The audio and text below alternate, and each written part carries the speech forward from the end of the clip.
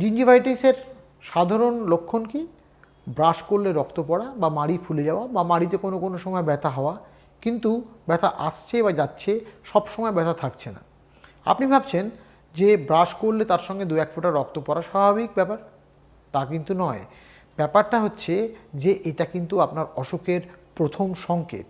এই অবস্থায় যদি আপনি ডাক্তারের কাছে যান বা অসুখকে ধরতে পারেন, তাহলে কিন্তু অসুখটাকে আরও এগিয়ে গিয়ে মাড়ির রোগ থেকে আরও ভিতরে গিয়ে হাড়ের রোগ হওয়া থেকে আপনাকে বাঁচাতে পারে।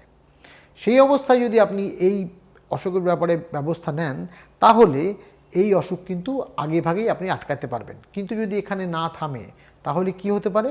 তাহলে মাড়ি থেকে জিনিসটা ছড়িয়ে দাঁতের গোড়ায় এবং আশেপাশের হাড়ে চলে যেতে পারে, এবং সেখান থেকে সেই হাড় ক্ষয় হয়ে গিয়ে দুর্বল হয়ে দাঁত নড়ে দাঁত পড়ে যেতে পারে। কিন্তু ব্যাপারটা কি শুধু দাঁতেই সীমিত? তা বোধহয় নয়।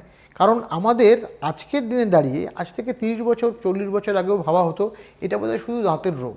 কিন্তু আজকে আমরা জানি এই রোগটা শুধু দাঁতের রোগ হলেও এর সঙ্গে শরীরের অন্যান্য অংশের বিভিন্ন রোগের সাংঘাতিক সম্পর্ক আছে, এবং তার সঙ্গে আপনি যদি ডায়াবেটিক হন, তাহলে কিন্তু আপনার সমূহ বিপদ।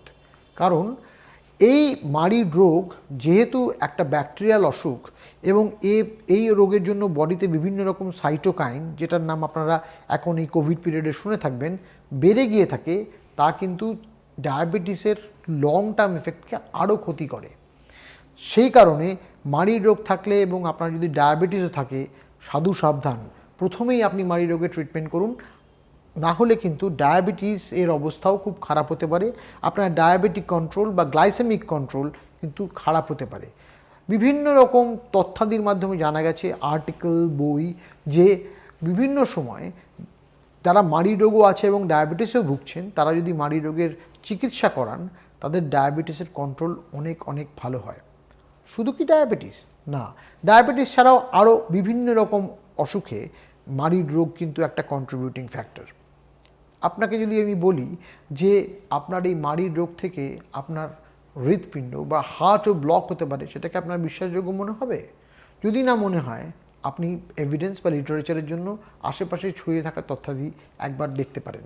আমাদের respiratory diseases, even breast cancer, lung abscess, brain abscess এবং অন্যান্য অসুখ যেগুলো আমরা ভাবতেই পারি না যে দাঁতের সঙ্গে সম্পর্কিত, সেই অসুখগুলোর সঙ্গেও কিন্তু সম্পর্ক জুড়ে দিয়ে বিভিন্ন রকম লিটারেচার আমাদের কাছে অ্যাভেলেবেল।